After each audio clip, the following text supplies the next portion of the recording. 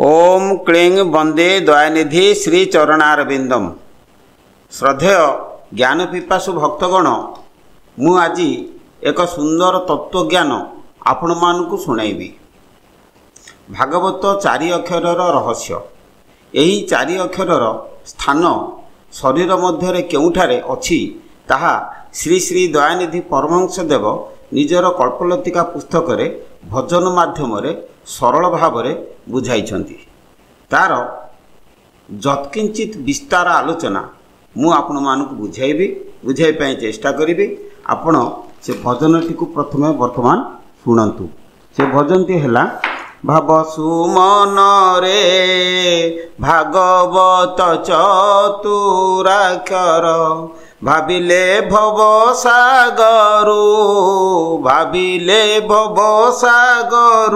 हेबु उद्धार भागवत चतुराक्षर भापर मटई ए भावे मजरे तुई गोत्रिकूट धाम को चल सत्वर भागवत चतुराक्षर बबंकुनाल होई से द्वारे पसझ साई तत्व परकाश होई बतोर भागवत चतुराक्षर।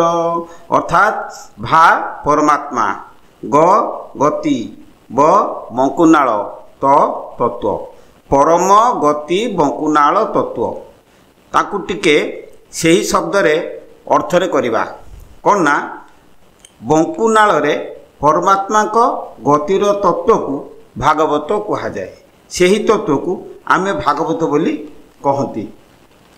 बंकुनाल कौन ना आमर विज्ञान कहूची आम देह भितरे वायु रही पाद ठारू मस्तक पर्यंत वायु पूरी रही। सेथुरु गोटिए मुख्य वायु होउची नासार दुई पुड़ारू दुई वायु जाई नासा मूलर संयुक्त हुए। सेठू गोटिए नली सीधा सड़क स्वरपेटिका मध्य देई निम्न को जाई फुसफुस रे पहुँचे। फुसफुस रे कौन हुए ना सेठी दुई भाग रे विभक्त हुए। ताकू जोगी माने दुमुहा सर्प बोली सेइथपाई कहि थांती। काहेकि ना नासा मूलरू दुई भागरे बाहर को जाए पुणी गोटे नली रे जाई फुसफुस पाखरे दुई भागरे विभक्त हुए। ता माने ऊपर मुंडरे दुई भाग तल मुंडरे मध्य दुई भाग एभली बांकी जाइथिबारु ताहाको बंकुनाल मध्य कहंती। अच्छा, बंकुनालर परम गति तत्व कौन, परम कौन और गति तत्व मध्य कौन? श्री ठाकुर आमर खरसता कल्परे होइछंती कौन ना जीव विहार हुद तटे परम विहार त्रिकुटे। अर्थात जीवात्मा परमात्मा तापरे आउ कथा आमे जानिछंती। जीव परम एक अंग केवल गति भिन्न संग।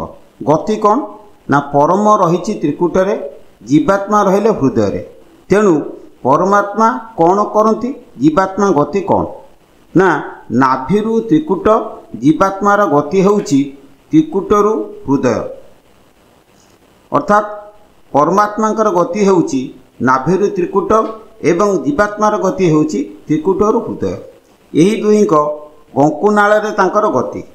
जेउ तत्व नाभिरु हृदय देई त्रिकुटरे जाई पहुँचे से होउची परम गति। त्रिकुटरु पुनश्च फेरी जेतेबेले हृदय रे जाई रहंती से होउचंती जीवर गति। तेणु एही जीव परमर जो गति ताहार रहस्य को आमे भागवत बोली कहंती।